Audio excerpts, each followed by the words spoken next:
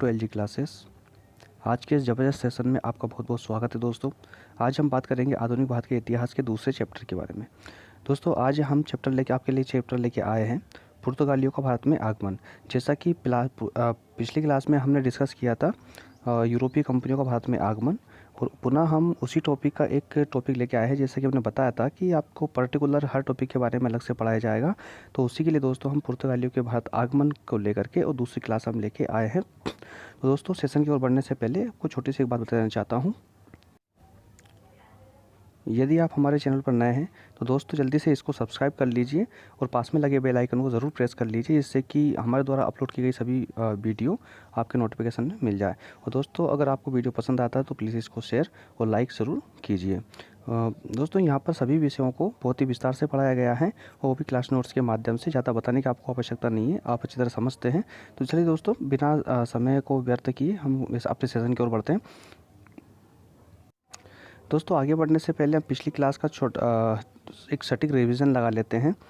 पिछली क्लास में हमने बात की थी कि यूरोपीय कंपनियों का भारत में आगमन, जिसमें कि हमने देखा था कि भारत के व्यापारिक संबंध जो थे पहले से ही यूरोप के साथ में बने हुए थे, यूनानियों के समय से ही इस काल में बने हुए थे। और मध्यकाल की हम बात करें तो मध्यकाल में भारत के साथ यूरोप का व्यापार करने के जो मार्ग थे वो दो प्रमुख मार्ग रहे थे। एक था आपका जल मार्ग और एक था आपका स्थल मार्ग।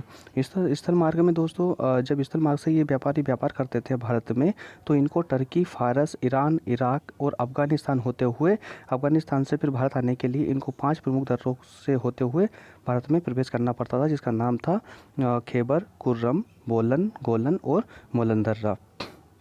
इसके पश्चात दोस्तों बात की थी हमने जल मार्ग की, कि जल मार्ग में कौन कौन से मार्ग थे इनके पास। तो इनके लिए थी एक फारस की खाड़ी और एक लाल सागर। उस समय इनसे ही इनका व्यापार हुआ करता था, लेकिन लाल सागर तो एक व्यापार के उद्देश्य से जो अगर देखा जाए तो ये एक व्यापार के लिए एक बहुत ही बाधित मार्ग था, क्योंकि यहाँ पर कोहरा बहुत अत्यधिक कोहरा होने की वजह से यहाँ पर व्यापार करना बहुत ज़्यादा दुर्गम हुआ करता था। लेकिन अगर फारस की खाड़ी की बात करें तो फारस की खाड़ी पर तो कुछ सालों तक, तो कुछ समय तक तो यहाँ पर इनका व्यापार का रास्ता खुला रहा, चलता रहा। लेकिन कुछ ही समय बाद ही ये रास्ता बंद होने लगा। जैसे जैसे अरबों का प्रभाव बढ़ने लगा, वैसे वैसे मार्ग भी बंद होने लगा था। दोस्तों कारण की हमने बात की थी कि इनका यूरोपियों का भारत में आने का कारण क्या था, ये व्यापारिक मार्ग की खोज करने का कारण क्या था इनका।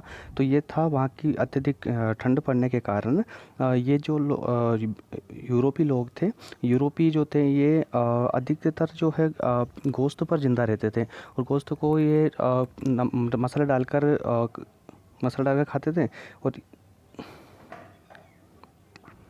बात की थी हमने कारण की।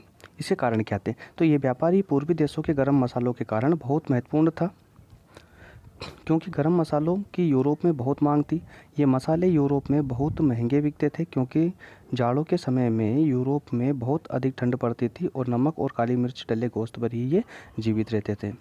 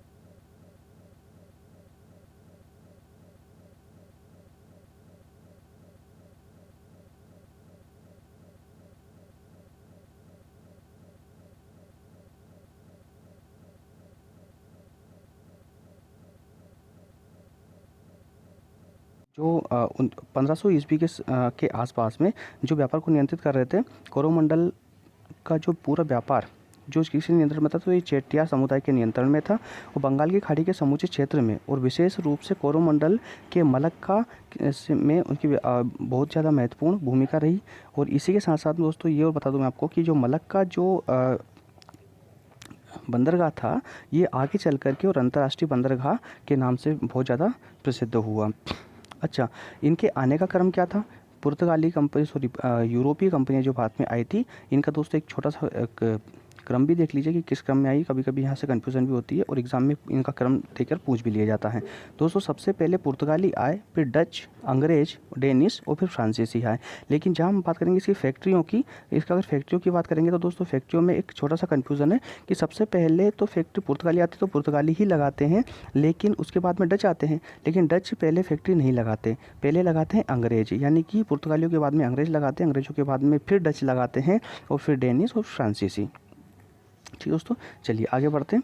अब आज क्लास हम स्टार्ट करते हैं, आज की क्लास। अब आज की क्लास में स्पेशल है कि पुर्तगालियों के बारे में, कि पुर्तगाली भारत में कब कैसे आए और क्या मंशा रही इनके आने की, इसके बारे में हम विस्तार से चर्चा करने वाले हैं। दोस्तों पुर्तगालियों में सबसे पहले जो भारत की खोज के लिए निकले थे वो तो थे बार्तोलोमो डियाज, लेकिन वो असफल रहे क्योंकि वो आधे बीच रास्ते में से ही वापस मुड़ गए थे। लेकिन वास्को डी गामा जो कि इसके Prince Henry, Vasco D gamma जो कि प्रिंस हेनरी के एक प्रतिनिधि के रूप में भारत की खोज के लिए निकला। और ये 1498 में भारत पहुंच जाता है। 1498 में ये भारत पहुंच जाता है। कालीकट बंदरगाह पर ये अपने जहाजी बेड़े को उतारता। दोस्तों वहाँ का एक स्थान का नाम विशेषकर याद रखिए, ये हर कहीं नहीं बताया गया, मैं आपको बता देता हूँ कि जो कप्पड़ाबू जो स्थान था वहाँ का, वहाँ पे ये अपने जहाजी बेड़े को उतारते हैं। और वहाँ के जो शासक थे, हिंदू शासक थे जमोरिन, उन्होंने इनका भव्य स्वागत किया। लेकिन वहाँ पे जो उपस्थित थे, जो व्यापार करने में संलग्न थे अरब व्यापारी, उन अरब व्यापारियों ने इस स्वागत का पुरजोर विरोध किया दोस्तों। और वैसे विरोध करते भी क्यों नहीं, क्योंकि उनका व्यापार तो बाधित हो रहा था ना। पहले अरबवासियों का पूरा एक अधिकार हो रहा था भारत के व्यापार पर, और अरबवासी ही तो भारत से व्यापार करके और यूरोप में अपना माल बेचते थे और काफ़ी अच्छा खासा मुनाफा कमाते थे। लेकिन अब ये व्यापारी यूरोपी खुद भारत में आने लगे तो इनका तो व्यापार ठप हो जाएगा, इस कारण से इन्होंने इसका विरोध भी किया। दोस्तों कहा जाता है कि जब वास्को डी गामा भारत से वापस गए थे, उस समय जब आए थे ये 1498 में, तो वापस जाते वक्त जो मसाले अपनी जहाज़ों में भर के ले गए थे, उस मसाले से इन्होंने अपना पूरा खर्चा काटने के बाद में 60 गुना मुनाफा कमाया था। कितना दोस्तों? 60 गुना मुनाफा, जो कि बहुत ज़्यादा मुनाफा था।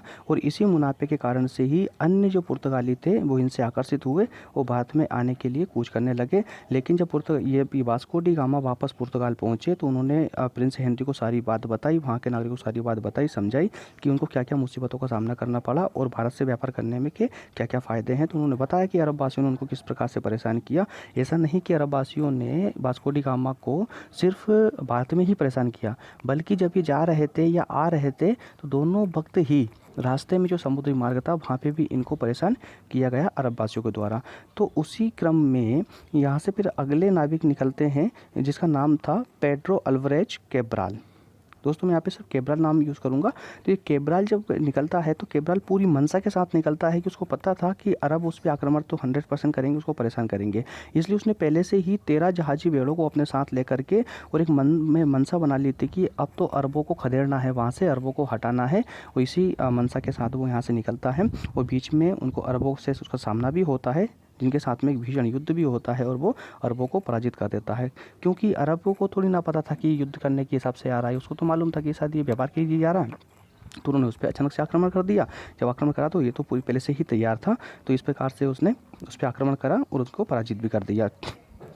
दोस्तों जब ये कैब्राल भारत पहुँचता है तो कैब्राल भारत पहुँचने के बाद में ये वहाँ के जो स्थानीय शासक थे कोचीन और कैनौर के जो शासक थे उनसे मित्रता करना चालू कर देता है। और मित्रता करने के बाद में जब उनके साथ उठना बैठना उसका चालू होता है, उसके बाद इसको अनुभव होता है कि यार क्यों ना अगर यहाँ के स्थानीय शासक है, इनके अगर झगड़ों में बीच में टांग अड़ा दी जाए, इनके झगड़ों में अगर हस्तक्षेप कर दिया जाए तो इन क्षेत्रों को तो जीतना बहुत आसान है कि एक दूसरे से लड़वाओ, उनके क्षेत्रों को जीतो। और अंग्रेज़ों ने भी तो आगे चल के यही किया था। आगे जाके अंग्रेज़ों ने भी यही किया था। ठीक है, तो इसी प्रकार से ये नीति इन्होंने अपनाने का इसने सोचा और आगे आने वाले पुर्तगाली जो गवर्नर जनरल रहे उन्होंने ये नीति अपनाई भी और काफ़ी साम्राज्य भी अपने साम्राज्य का विस्तार भी किया। दोस्तों इसी क्रम में अब हम बात करेंगे कि पुर्तगालियों की भारत में क्या नीति रही, किस नीति के अनुसार इन्होंने अपना यहाँ पे साम्राज्य का विस्तार किया भारत में। तो देखिए वास्को डी गामा के बारे में बात चल रही थी। तो वास्को डी गामा पहले 1498 में आए थे। दूसरी बार दोस्तों ये 1502 में भारत वापस से आते हैं। और एक बात बता दूं जो आपको कहीं नहीं मिलेगी कि ये वास्को डी गामा तीसरी बार फिर आते हैं और ये आते हैं 1524 में, लेकिन ये एक वायसराय के रूप में आते हैं, कंपनी के वायसराय के रूप में आते हैं और कोचीन में इनकी मृत्यु भी हो जाती है।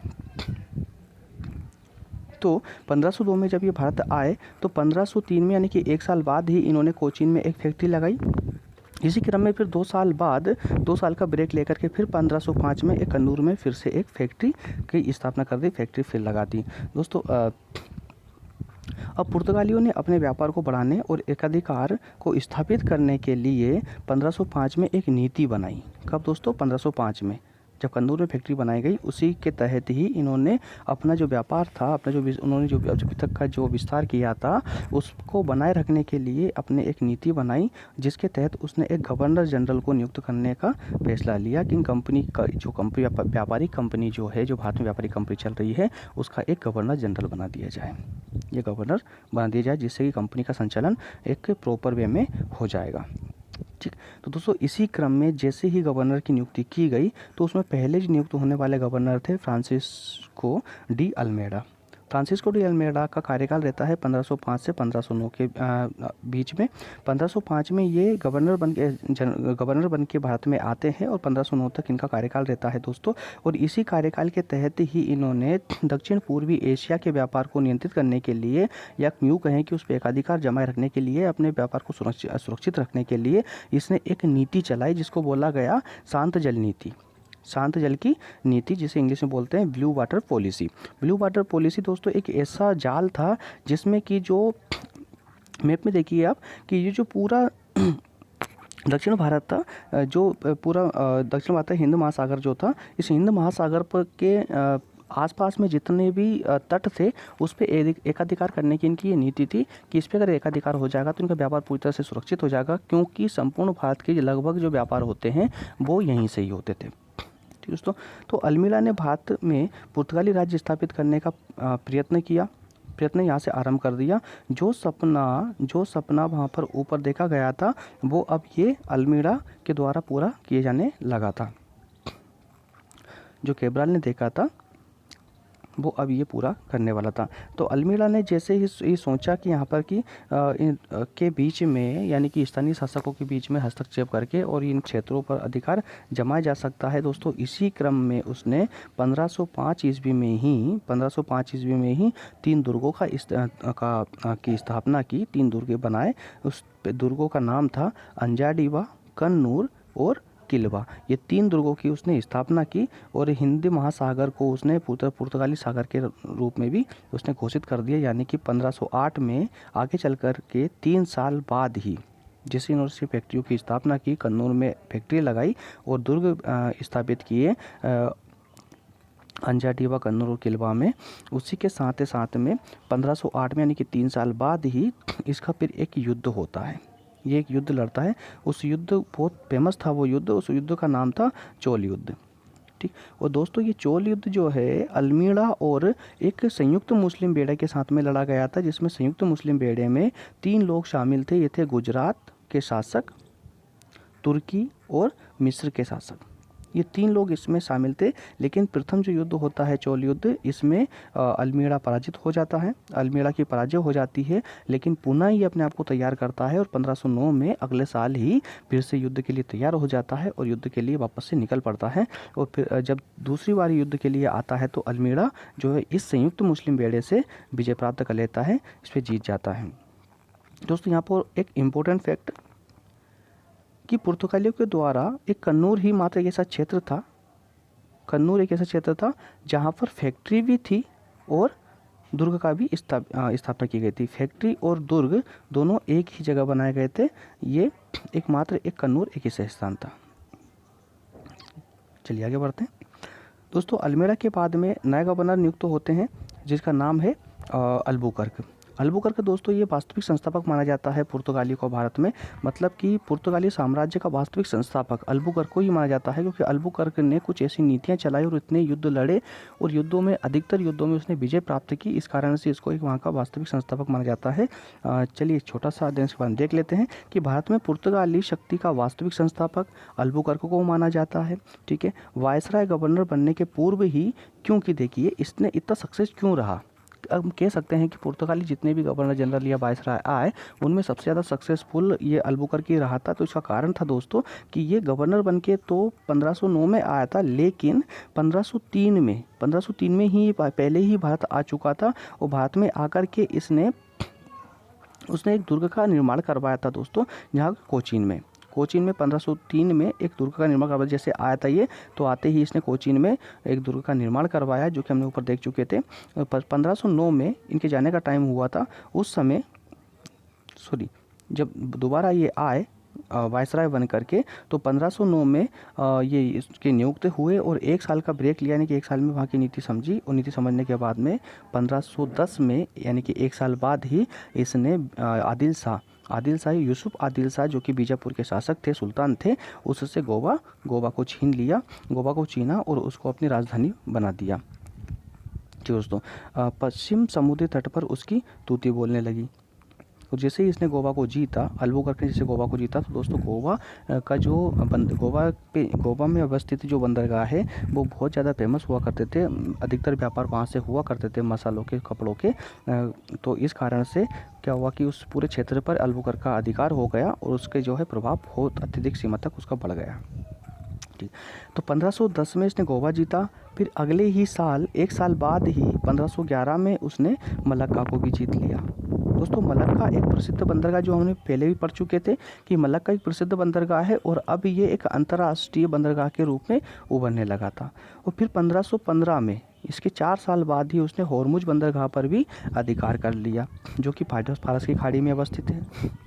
ठीक, इसका जो सबसे बड़ा उद्देश्य था, अगर हम इसके सबसे बड़े उद्देश्य की बात करें, अल्बुकर्क के उद्देश्य की, तो इसका उद्देश्य क्या रहा? इसने एक नीति अपनाई दोस्तों। इसने नीति ये अपनाई कि इसने स्वदेशियों से जाकर के कहा कि आप भारत में आइए, आपका स्वागत है, और आकर के भारतीय महिलाओं से आपसे शादी में विवाह कीजिए, जिससे कि हमारी वहाँ भारत में आबादी बढ़ेगी और हमारी बस्तियाँ स्थापित होगी, जिससे कि हमारा शासन करना और अत्यधिक मजबूत हो जाएगा, हमारी जड़ें वहाँ पर फैल जाएगी, ऐसी जम जाएगी कि फिर हमें कोई उखाड़ना इतना संभव ही नहीं हो पाएगा। दोस्तों उसने इसी क्रम में ही वहाँ पे भारत में, यानी कि सती प्रथा का विरोध किया, सती प्रथा बंद करवाई। और जब सती प्रथा इन्होंने बंद करवाई तो इनको एक प्रकार से जो राजा राम मोहन राय जी थे, इनके पूर्वगामी अल्बुकर्क को कहा गया। तो दोस्तों यहाँ पर इसको याद रखना, ये बहुत थोड़ा इंपॉर्टेंट फैक्ट है कि राजा राम मोहन राय का पूर्वगामी किसे कहा जाता है? दोस्तों पूर्वगामी अल्बुकर्क को कहा जाता है।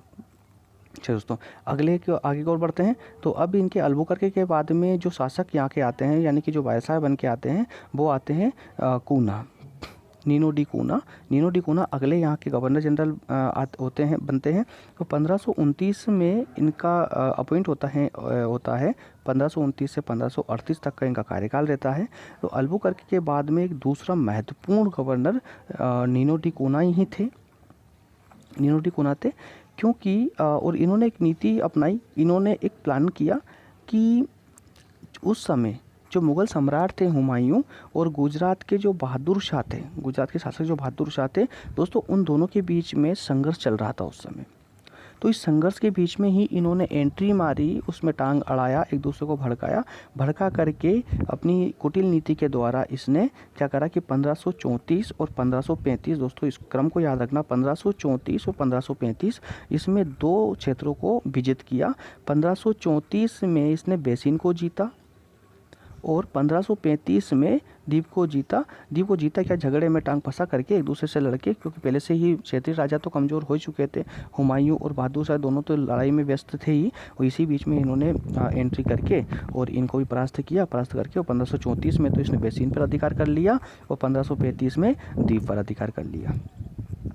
अब कहानी आती है कि 1530 में ही जो कूना था, जो पहले पुर्तगालियों को जो राजधानी हुआ करती थी कोचीन, पुर्तगाली व्यापारी कंपनी की जो राजधानी कोचीन थी उसको अब ये गोवा लेकर आ गया था। कौन लाया था दोस्तों? तो कूना लेकर आया था 1530 में, जिसको 1510 में किसके द्वारा जीता गया था? ये अल्बुकर्क के द्वारा जीता गया था। और किससे जीता था ये?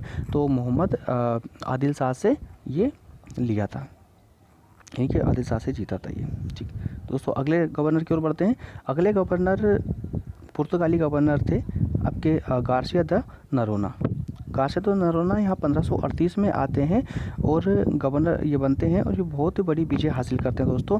गार्सिया द नरोना ने इतने युद्ध लड़े, कहते हैं कि उस समय जो पुर्तगाली जितने भी गवर्नर आए थे या वायसराय आए थे, उनमें से किसी ने भी इतने युद्ध नहीं लड़े जितने कि नरोना ने इतने युद्ध लड़े हैं। काफ़ी सारे युद्ध लड़े और काफ़ी सारी अधिकतर युद्धों में उसने विजय भी हासिल की, जिसमें से पहले ये युद्ध थे, इसका एक क्रम दे रखा है मैंने यहाँ पर, जरा देख लीजिए। दमन, पिसालसेट, चोल, बम्बई, सेंट थॉमस, मद्रास और हुगली। दोस्तों इन सारे क्षेत्रों को अपने पुर्तगाली साम्राज्य में इनका विलय करवा लिया, पुर्तगाली साम्राज्य में मिला लिया, यानी कि यहाँ पर पूरी तरह से इन्होंने अपना अधिकार कर लिया।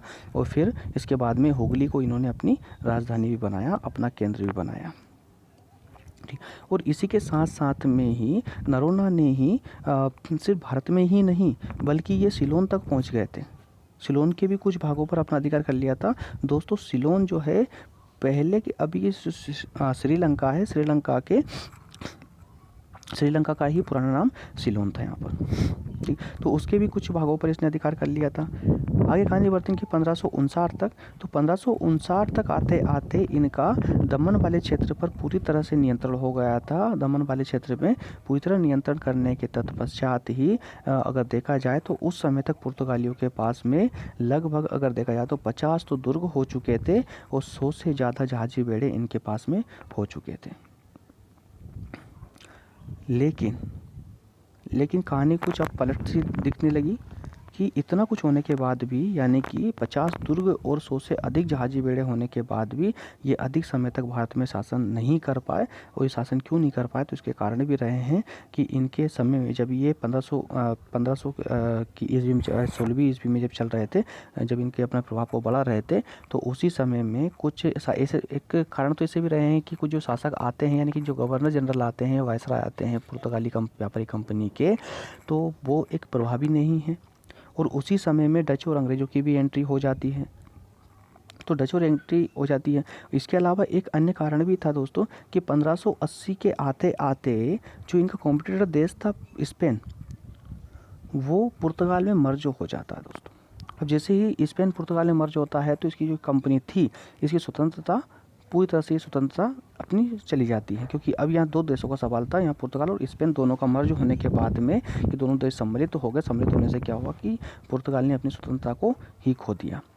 अब जैसे इधर इनका थोड़ा सा कम हल्का पड़ना चालू हुआ, इनका कमज़ोर पड़ना प्रारंभ हुआ, और उधर डचों की और अंग्रेज़ों की भी एंट्री भारत में हो चुकी थी। अब इसी क्रम में इन्होंने सबसे पहले तो डचों के साथ में युद्ध किए, और डचों से युद्ध करते हुए यहाँ पर इसने 3 इम्पोर्टेंट क्षेत्रों को खो दिया। अब 3 इम्पोर्टेंट क्षेत्र उनमें कौन से थे कि 1641 की अगर हम बात करें तो मलक्का, 1641 में मलक्का को खो दिया।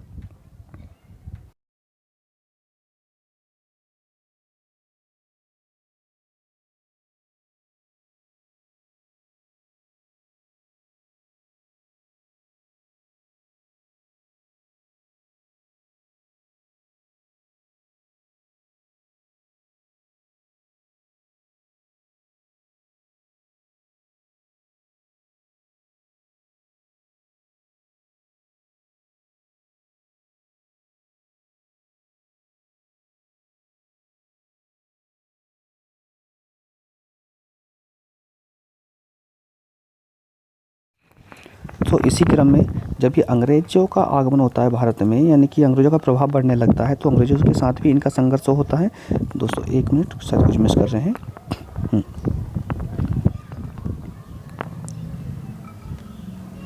ठीक है।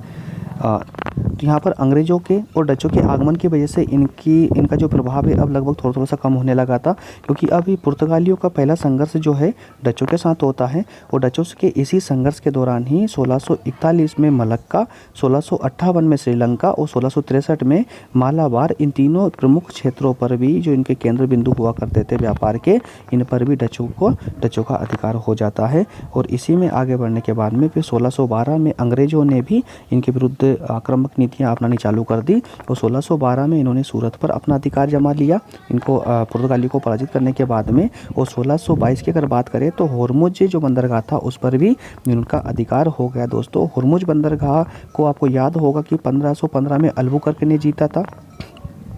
ठीक, ये एक प्रमुख बंदरगाह उनके समय हुआ करता था। और इसी क्रम में जब ये युद्ध लड़ा गया था, जो होर्मुज बंदरगाह को जीता गया था, उस समय अंग्रेज़ों ने फारस से हेल्प ली थी और फारस के साथ मिलकर के इनको परास्त किया था। ठीक, तो सब समय बीतने के साथ ही साथ में क्या हुआ कि धीरे धीरे जैसे जैसे अंग्रेज़ों का और डचों का प्रभाव बढ़ने लगा और इनका प्रभाव लगभग थोड़ा सा कम होने लगा, तो वैसे ही फिर यहाँ पे दो शक्तियाँ और ऊपर का सामने आई। एक मुग़लों का भी अच्छा विस्तार होने लगा और मराठों का भी विस्तार होने लगा था। इन दो शक्तियों ने भी इनको आक्रामक नीति इनके विरुद्ध अपनाना चालू कर दिया। और इस प्रकार से अब ये पुर्तगाली चार अपने जो विशेष दुश्मन थे उनसे, शत्रुओं से घिर चुके थे। चारों तरफ से एक तरफ डच आ चुके थे, अंग्रेज आ चुके थे, मुग़ल और मराठा, तो इनसे कुछ ज़्यादा ही परेशान होने लगे। तो इसी साथ में अगर वीडियो आपको पसंद आ रहा है तो प्लीज़ चैनल को सब्सक्राइब कर दीजिए और पास में लगे बेल आइकन को जरूर प्रेस कर लीजिए दोस्तों। और साथ साथ में प्लीज़ लाइक, कमेंट, शेयर ज़रूर कीजिए।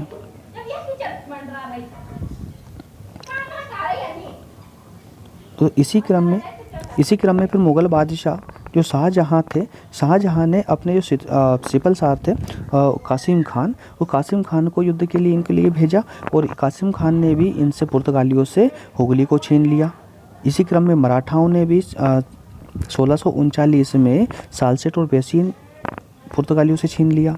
फिर 1661 में आते आते इनके दिमाग की बत्ती जली। इन्हें सोचा कि यार ये अंग्रेज तो सबके साथ मिलके हमको ज़्यादा ही परेशान कर रहे हैं और इस तरह से तो ये हमारा अस्तित्व भी खत्म कर देंगे। तो अस्तित्व को बचाए रखने के लिए आवश्यक है कि इनसे किसी भी प्रकार से संधि कर ली जाए, कुछ मैत्रीपूर्ण संबंधों की स्थापना कर ली जाए। तो इसी क्रम में मैत्रीपूर्ण संबंधों की स्थापना करने के क्रम में ही इन्होंने क्या किया कि जो पुर्तगाल की एक राजकुमारी थी कैथरीन मेयो, उसका ब्रिटिश सम्राट चार्ल्स द्वितीय के साथ में विवाह कर दिया। और इस विवाह के दौरान दोस्तों पुर्तगालियों के पास में जो मुंबई द्वीप था, उस मुंबई द्वीप को इन्होंने चार्ल्स द्वितीय को दहेज के रूप में दे दिया। अब ये चार्ल्स द्वितीय ने जिस मुंबई द्वीप को दहेज में दिया गया था, इस चार्ल्स द्वितीय ने ब्रिटिश कंपनी को वही किराए पे भाड़े पे दे दिया आगे चलकर। तो और फिर पुर्तगालियों ने हिंद महासागर को पूरी तरह से नियंत्रित करने के लिए एक नीति अपनाई दोस्तों। उस नीति को नाम दिया गया था, एक पद्धति लेके आया था कुल मिलाकर ये कार्टेज पद्धति। तो कार्टेज पद्धति के बारे में अगर जानना है तो देखिए सिंपल सा है एक शब्द में कि कार्टेज का मतलब होता है परमिट, बस सिंपल सा परमिट। कि अब इनको यहाँ अरब सागर से यानी कि सागरी क्षेत्र से व्यापार करने के लिए, इन बंदरगाहों से व्यापार करने के लिए अब चाहे वो कोई सा भी देश हो, कोई भी हो, किसी भी जहाजी बेड़ा को यहाँ पर उतरने के लिए यहाँ से व्यापार करके जाने के लिए अब इनसे यानी कि पुर्तगालियों से कार्टेज लेना पड़ेगा, यानी परमिशन लेनी पड़ेगी। और सभी को परमिट लेना अनिवार्य कर दिया गया। और साथ साथ में और इसको बाध्य करने के लिए जो है अरमेडा की शक्ति स्थापित की गई। और इस परमिट के बिना कोई भी, चाहे भारतीय हो या अरबी जहाज हो, कोई भी यहाँ से कोई भी सागर से जो है व्यापार नहीं कर सकता था। और पुर्तगाली अधिकार, और यहाँ तक कि पुर्तगाली अधिकार वाले क्षेत्रों पर व्यापार करने के लिए उस समय के जो मुग़ल बादशाह थे अकबर, उनको भी पुर्तगालियों से कार्टेज लेना पड़ता था दोस्तों। और कार्टेज लेने के बाद भी काली मिर्च और गोला बारूद का जो व्यापार था वो कोई नहीं कर सकता था। यानी कि इस पर काली मिर्च और गोला बारूद के व्यापार पर इन्होंने अपना एकाधिकार स्थापित रखा। इस समय तक इनका प्रभाव इतना बढ़ गया था दोस्तों कि ये अपने आप को सागर का स्वामी कहने लग गए थे पुर्तगाली। और साथ ही साथ में इन्होंने इस नीति का पालन करवाने के लिए एक काफिला की व्यवस्था भी की थी, इस व्यवस्था के तहत इन्होंने ये आश्वासन दिया था कि हम आप यदि हमसे कागज लेते हैं तो हम समुद्र में आपके जहाज़ों की रक्षा करेंगे डाकुओं से। और साथ ही साथ में इसको, इस जहाजी बेड़े को, यानी कि इस काफिला को एक काम और दिया गया था। वो ये दिया गया था कि कोई इस पद्धति के नियमों का उल्लंघन तो नहीं कर रहा है, इसकी देखरेख का भी इसको दिया गया था। दोस्तों इसी क्रम में फिर आगे चल करके अब इनका पतन का कार्य चालू हो जाता है। इसके पतन के प्रमुख कारण रहते हैं पुर्तगालियों के। इसके पुर्तगालियों के पतन के कारणों में सबसे प्रमुख जो कारण रहता है वो रहता है कि स्पेन द्वारा जो पुर्तगाल का विलय कर लिया गया था, उसके बाद में इनकी जो व्यापार नीति थी वो भी दोषपूर्ण थी। अंग्रेज और डचों का भी उदय भारत में होने लगा था, जिससे इनकी शक्ति तो बढ़ती जा रही थी, अंग्रेज और डचों की शक्ति बढ़ती जा रही थी और पुर्तगालियों की शक्ति अब कहीं ना कहीं कम होने लगी थी। और धार्मिक विवेक नीति जो जैसे अल्बुकर्क वगैरह ये लेके आए थे, और नीतियाँ भी ऐसी थी, विवाह करने वाली नीतियाँ और ईसाईकरण करने की जो नीतियाँ थी, ये भी इनके पतन का कारण रही है। और चूंकि ये सरकारी कंपनी होने के कारण से ये इनके पास सीमित साधन थे और भ्रष्टाचार भी काफ़ी अधिक व्याप्त हो चुका था और मुगल साम्राज्य का भी यहाँ विस्तार होने लगा था। और इसी क्रम में कंटिन्यू यहाँ पर जो पुर्तगाली गवर्नर रहे वो भी ज़्यादा मतलब कि ये योग्य नहीं थे। इस क्रम में कुछ शासक आए वैसे योग्य शासक, लेकिन सभी शासकों की अगर हम बात करें तो जब ये अंग्रेज़ों का इसमें आगमन, भारत में आगमन हो रहा था, या डच अपना प्रभाव भारत में बढ़ा रहे थे, उस क्रम में जो पुर्तगाल के शासक आए थे, गवर्नर बनकर जो आए थे, वो इतने प्रभावी साबित नहीं हुए। दोस्तों अब हम बात करते हैं कि इन पुर्तगालियों का भारत पे क्या प्रभाव पड़ा। अगर हम प्रभाव की बात करें तो सबसे पहले जो देश के संसाधन है उनका दोहन करना जो है इन्हीं ने, यानी कि पुर्तगाली शक्ति ने ही प्रारंभ किया था। और दूसरी बात, भारत और जापान का जो व्यापार था, भारत और जापान का व्यापार, इसको शुरू करने का जो श्रेय ही इनको पुर्तगालियों को ही जाता है। और इन्होंने भारत और एशिया को भी जोड़ दिया था, यानी कि भारत और एशिया के साथ में व्यापार करना, भारत और एशिया को व्यापारिक संबंधों में पूरी तरह से जोड़ दिया था। और इन्होंने यहाँ पर एक राजनीति की भी शुरुआत की। इससे पहले यहाँ कोई राजनीति नहीं हुआ करती थी। और समुद्रिक गतिविधियों जो कि प्राचीन भारत में इसको एक धर्म के विरुद्ध माना जाता था, समुद्री यात्रा करने को ही। तो ये समुद्री गतिविधियों का आरंभ भी इन्होंने ही इसमें किया। और इस समुद्री गतिविधियों में भी राजनीति समाविष्ट करने वाले ये पुर्तगाली ही थे। और दोस्तों पुर्तगालियों ने जो अपनी शक्ति का विस्तार यहाँ भारत में किया, उसमें अधिकतर इन्होंने बल प्रयोग वाली नीति को अपनाया। और इस बल प्रयोग की नीति की जो ये गतिविधि थी, इसमें मुसलमान यानी कि मुस्लिम वर्ग जो है सबसे अधिक शिकार हुए, यानी कि सबसे ज़्यादा प्रभावित ये मुस्लिम वर्ग ही हुआ है। और पुर्तगालियों ने सर्वप्रथम अरबों और तुर्कों से संघर्ष किया, क्योंकि जब ये व्यापार के लिए भारत में आ रहे थे तो सबसे पहले इनको अरबों से ही टकराना पड़ा, क्योंकि इन्होंने अपना मार्ग प्रशस्त करने के लिए और भारत में जो अरब व्यापारी बसे हुए थे उनको खदेड़ने के लिए भारत से भी इन्होंने सबसे पहले जो संघर्ष किया वो अरबों के साथ किया, अरब और तुर्कों के साथ किया। अब पुर्तगाल ने भारत में धर्म परिवर्तन के लिए भी प्रयास किए। और इसके अलावा 1540 में दोस्तों इन्होंने 1540 में गोवा में प्रति सुधारवादी विचारधारा और जेसुइटों के आने से जो ये धर्म परिवर्तन की जो योजना थी, इसने और तेजी पकड़ ली। और 1540 में गोवा में जितने मंदिर थे उनको नष्ट करवा दिया। और 1560 में जब गोवा में एक ईसाई धार्मिक न्यायालय की स्थापना करवाई, जो गैर ईसाइयों को दंडित करने का कार्य करती थी। इसी साथ में दोस्तों यहाँ पे मध्य अमेरिका से पुर्तगालियों के द्वारा या तंबाकू, मूंगफली और कुछ इस प्रकार की फसलें लाई गई, जैसे बादाम, चिली, संतरा, अनानास, काजू, अमरूद, आलू, मक्का और ये पपीता जैसी जो फसलें थी, ये इनके द्वारा ही यहाँ पर भारत में लाई गई थी, पुर्तगालियों के द्वारा लाई गई थी। इसके अलावा जो इम्पोर्टेंट फैक्ट है दोस्तों, कुछ एक्स्ट्रा इंपॉर्टेंट फैक्ट मैंने यहाँ डाले हैं जो कि याद रखना बहुत ज़रूरी है, थोड़े अलग से डाले हैं मैंने। दोस्तों इन सभी फैक्टों को याद रखना कंपलसरी, बहुत इंपॉर्टेंट टॉपिक के फैक्टर हैं। तो जहाज रानी का निर्माण की जो प्रक्रिया चालू करवाई थी, ये पुर्तगालियों के द्वारा ही भारत में की गई थी। और साथ साथ में प्रिंटिंग प्रेस की स्थापना भी 1556 में पुर्तगालियों के द्वारा ही भारत में हुई थी, जो कि गोवा में हुई थी। और करने का कारण क्या था कि जो उनके चर्च में जो किताबें लगती है, किताबों की जो आवश्यकता पड़ती है, वो उन किताबों को छापने के लिए इन्होंने सबसे पहले 1556 में गोवा में प्रिंटिंग प्रेस की स्थापना की थी। और साथ ही साथ में दोस्तों गोवा में अगर आप गोवा जाओगे तो आपको वहाँ पे गोथिक स्थापत्य कला देखने को मिलेगी। वो स्थापत्य कला जो आई थी वो भी ये भी पुर्तगालियों के द्वारा ही ये लाई गई थी। और औषधि वनस्पति से संबंधित जो पहले वैज्ञानिक ग्रंथ था, उसका प्रकाशन भी इन्होंने ही किया था गोवा में 1563 में। और भारत आने वाले अगर प्रथम पादरी की अगर हम बात करें तो फ्रांसिस्को जेवियर थे ये, जो किसके समय में आए थे दोस्तों, तो अल्फांसो डिसूजा के समय में आए थे। तो आपसे कभी कभी क्वेश्चन पूछ लिया, एग्जाम में पूछ लिया जाता है कि प्रथम पादरी फ्रांसिस्को जेवियर जो है किसके समय में भारत में आए थे, तो ये अल्फांसो डिसूजा के समय में भारत में आए थे। 1542 से 1545 का इनका डिसूजा का कार्यकाल था। इस समय में ही ये जो है प्रथम पादरी फ्रांसिस्को जेवियर भारत में इनकी एंट्री हुई थी। तो दोस्तों आज के लिए बस इतना। अगली क्लास में हम डिस्कस करेंगे डचों के संबंध में, डचों के भारत आगमन के बारे में हम विस्तार से अगली क्लास में पढ़ेंगे दोस्तों। आज क्लास बस यहीं एंड करते हैं। और दोस्तों थैंक यू वीडियो के लास्ट तक बने रहने के लिए। और दोस्तों अगर आपको लगता है कि आप कुछ सीख पा रहे हैं इस प्रोग्राम के द्वारा, इस वीडियो से अगर आपको कुछ सीखने को मिला है दोस्तों, और आपको अगर वीडियो अच्छा लग रहा है तो प्लीज़ वीडियो को लाइक ज़रूर कर दीजिए दोस्तों, और अपने दोस्तों में इसको प्लीज़ शेयर कर दीजिए। और बने रहिए हमारे इस चैनल पर दोस्तों। और हम आपसे प्रॉमिस करते हैं कि आपको इसी प्रकार से फुल डिटेल के साथ में आपको सभी सब्जेक्ट में आपको प्रोवाइड करवाऊँगा दोस्तों। ठीक है, तो मिलते हैं अगली क्लास में, तब तक के लिए बाय, टेक केयर।